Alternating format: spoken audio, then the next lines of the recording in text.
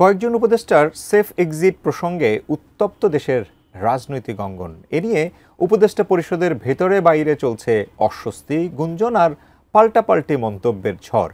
এর মাঝেই এবার সেফ এক্সিট চাওয়া উপদেষ্টাদের তালিকা প্রকাশ করার কথা জানিয়েছে জাতীয় নাগরিক পার্টি এনসিপি। বিস্তারিত আরিফ হাসানের প্রতিবেদনে। অনেক উপদেষ্টার তাদের নিজেদের আখের গুছিয়েছে অথবা গণ অভ্যুত্থানের সাথে বিট্রে করেছে। কোথায় সেফ এক্সিট নেবে? পৃথিবীতে সেফ এক্সিট নেওয়ার একটাই জায়গা, সেটা হচ্ছে মৃত্যু।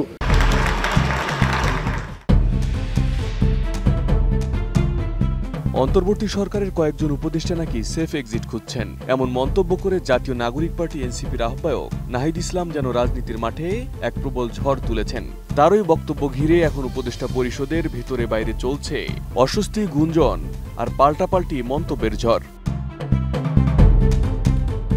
সাম্প্রতিক সময়ে দেশের একটি বেসরকারি টেলিভিশনকে দেওয়া সাক্ষাৎকারে নাহিদ ইসলাম বলেন, উপদেষ্টাদের অনেকেই বিভিন্ন রাজনৈতিক দলের সঙ্গে লিয়াজু করে ফেলেছে, তাদের নিজেদের সেফ এক্সিটের কথা ভাবছে, সময় মতো তাদের নাম প্রকাশ করার কথাও জানান তিনি। যারা উপদেষ্টা হয়েছে তাদের অনেককে বিশ্বাস করাটা আমাদের অবশ্যই ভুল হয়েছিল। অনেক উপদেষ্টার তাদের নিজেদের আখের গুছিয়েছে অথবা গণ অভ্যুত্থানের সাথে বিট্রে করেছে। আমরা যখন সময় আসবে এদের নামও আমরা উন্মুক্ত করব। নাহিদের এই মন্তব্য ছড়িয়ে পড়ে বারুদের মতো।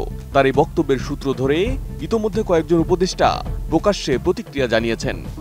সেফ এক্সিট নিয়ে নানান কথাবার্তা হচ্ছে, তো আমরা উপদেষ্টারা খুব নিশ্চিতভাবে জানি আমাদের কারো কোনো সেফ এক্সিটের প্রয়োজন নাই।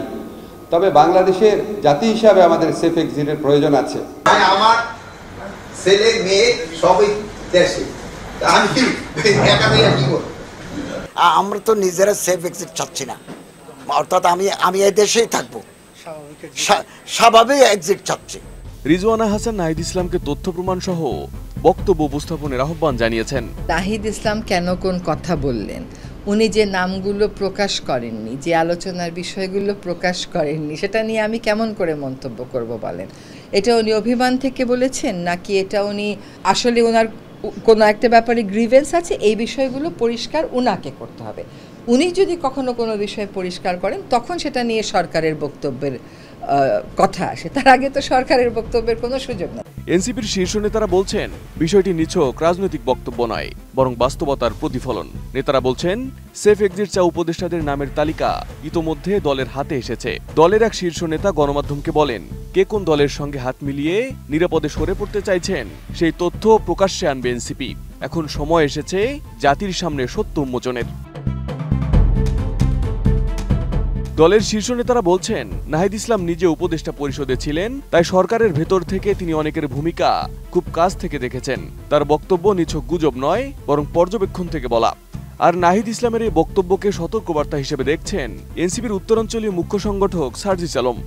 যখন আমাদের কাছে এই বিষয়গুলো বিভিন্ন দিক থেকে প্রতিফলিত হয়, তখন আমরা মনে করি যে তাদেরকে সতর্ক করার সময় হয়েছে, এবং সেই সতর্কই আমাদের আহ্বায়ক আমাদের এনসিপির পক্ষ থেকে অভ্যুত্থানের একজন প্রতিনিধি হিসেবে এবং এক দফার ঘোষক হিসেবে তিনি এই সতর্কতা করেছেন।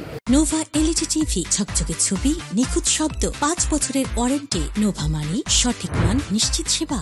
এনসিপি নেতাদের অভিযোগ, অভ্যুত্থানের অগ্রভাগে থাকা তরুণ নেতৃত্ব আজ উপেক্ষিত। তাদের দাবি, 24 জুলাইয়ের যোদ্ধারা পুরনো রাজনৈতিক এস্টাবলিশমেন্টের হাতে প্রতারিত হচ্ছে। সরকার এখন একটি নির্দিষ্ট দলকে ক্ষমতায় বসানোর দিকেই কাজ করছে। সার্জিস বলেন, কিছু উপদেষ্টা দায়সারা দায়িত্ব পালন করে নির্বাচন শেষ করে এক্সিট নিতে চান। তারা দেশে থাকুন বা বিদেশে যান, এমন দায়সারা মানসিকতা নিয়ে কোনো অভ্যুত্থান পরবর্তী সরকার টিকতে পারে না। কিছু উপদেষ্টার মধ্যে আমরা এই আচরণ দেখতে পাচ্ছি যে তারা এখন কোনোভাবে দায়সারা দায়িত্বটা পালন করে নির্বাচনের মধ্য দিয়ে এক্সিট নিতে পারলে হইল, দেশে থাকুক আর দেশের বাইরে থাকুক। এই দায়সারা দায়িত্ব নেয়ার জন্য অভ্যুত্থান পরবর্তী একটা সরকার কাজ করতে পারে না। এনসিপি যদি সত্যি সেফ এক্সিট চাওয়াদের তালিকা প্রকাশ করে, তবে সেটি কেবল একটি রাজনৈতিক বিস্ফোরণই নয়, বরং সরকার কাঠামোর ভেতরের ফাটলকেও আরো গভীর করে তুলবে বলে মনে করছেন বিশ্লেষকরা। এখন দেখার বিষয়, উপদেষ্টাদের এই সেফ এক্সিট নিয়ে দেশের রাজনীতি আর কতদূর উত্তপ্ত হয়। Arif Hasan, ATN news.